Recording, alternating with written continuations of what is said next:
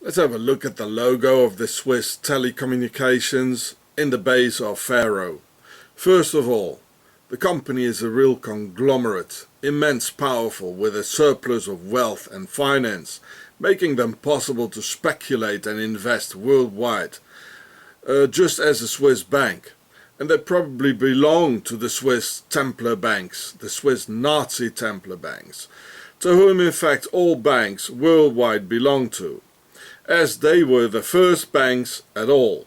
When Octagon of the Alps got founded on August 1st, 1291, and the Templars' treasure came to the safety of the red and white United Kingdom of Faro.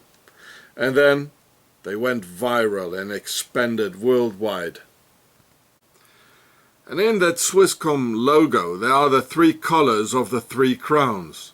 The white royal house of Perhat of Upper Egypt in the middle, and the red house of Per-Tasser of Lower Egypt around, and showing the same waves as on the crowns themselves. So there's absolutely no doubt about that. Switzerland is Faro's base anyway, you know. So here, even the waves here, you see on the red crown here, of the Per-Tasser, or also called the red house, like a red royal house, which I explain in this video here on my other channel. Even these waves here you can find them in the Swisscom logo, and it's being seen from the top, you see, from here. So it's the red around and the white in the middle, you know. And then it also, and this is the White House, as the White House in the United States. This is where the White House is from, actually. It's all pharaonic, you know. And the White House, that's Akhenaten, you know. If you look at the Obama, well, he looks like Akhenaten. Well, that's in the south, that's Upper Egypt in the south of Egypt. And there were two kingdoms, and they had strife amongst each other, and they just got together and they made the United Kingdom. And out of that, the two colors of the Swiss flag. Well, I show it all in this video. And then in the Swisscom logo, there's the war crown, showing face down. All the elements are there, and I'll explain it to you. So here you can see it. The red and the white crown is seen from above, and the white crown in the middle. Even these waves are in it, which you can see on the red crown. And here is the blue crown, which is facing down, the war crown. So white and red are shown from the top of the crowns, and blue shows the blue war crown from the side facing down. Then why that blue war crown in an apparent peaceful affair of telecommunications? Well, I learned in military school that the two most important things in an army and in a war are logistics and even more the signalers. Called the Signal Corps in the US Army, or the Royal Corps of Signals in the British Army. Because without proper signalers or today's telecommunications, the chain of command can't pass down Pharaoh's order, like in that pharaonic red and white chessboard without the hand connecting the brain with the pieces. This is how in history small armies defeated huge armies 10 times as big, because it's better to have twice the signaler power and half the gun power than the other way around, and for logistics the same thing. Being also the very reason that the Germans lost the Battle of Stalingrad, because they merely replaced proper logistics with pillaging and stealing from the local population what could be found to eat, which is called in proper terms a parasite army. Well, no wonder, because the Swiss were in command with their 17th century 30-year war mercenary tradition and apparent experience, commanding Hitler, who never listened to his own generals because he got his orders from the Swiss generals. Only modern armies don't work that way anymore, eh, Swissy? Even with your Swiss Blitzkrieg.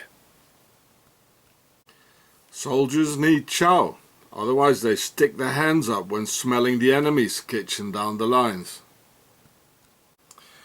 This is in fact, in military terms concerning the setup of an army only, the biggest difference between the American army of World War II and the German Nazi army.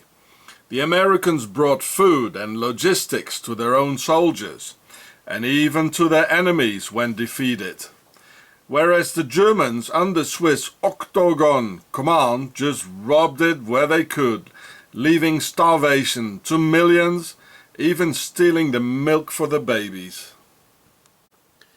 Wasting all their logistics on Holocaust trains and bringing gold and art collections into the motherland in the Alps instead of feeding their own soldiers. But this was all planned by the Swiss mastermind and their Templar Octagon idea of Middle-Age warfare based upon pillaging armies. And for proper logistics you need an excellent signal corps. Therefore Pharaoh's blue war crown in the Swisscom logo. Here you can even see the Templars coat of arms a bit simplified. It is a coat of arms. You can all see it. There's neither strategy nor tactical retreats if you have no proper signal corps. I mean, what's a microscopic virus without that incredible fast intel of where to attack and destroy an entire organism billions of times bigger? And neither you want your own military company destroyed by your own friendly fire, which in army slang we call a blue on blue. Well, why blue when everybody is dressed up in green? Well, a blue on blue represents Pharaoh's blue war crown attacked by the same blue war crown. That's a blue on blue. But only few among the top brass heads yet know this. Only the blue blooders, in fact. And there she was yesterday, June 23rd, 2015 in Germany, wearing the blue war crown, coming to discuss the Russia crisis with her own Krauts, meaning war is imminent now, signaling the blue war crown to all Pharaoh's blue blooders. And do I have to tell you again what the checkerboard red and white flowers mean of Pharaoh's United Kingdom? You really want to explain me that to you? And then the red carpet, meaning setting foot on the territory of the Red House of Per Tasser of Lower Egypt by the royal bloodline of the White House Per Het, symbolizing their welcome. When Roman armies under Pharaoh's command conquered northern Europe, installing Pharaoh's aristocracy all over, their code was to say being blue-blooded, meaning to be part of the invading armies of the blue war crown, subjecting Europe and the Europeans. And of course, an important part of their signaling during their crusade over Europe were all the secret symbols carved in stone or at the front of their houses only. As I've shown you in my videos, the Pharaoh Show and Octagon, the Empire of Darkness. And most of that has now been replaced by telecommunications, and therefore the blue crown of war in the Swisscom logo represents the war on Europe and in fact on all peoples of this planet. Except the Swiss, of course. And here it says their main center is in Worplauven. That's just around the corner from where we are here in Bern. And you see, it shows, you know, they want us to show like radio waves, but it isn't.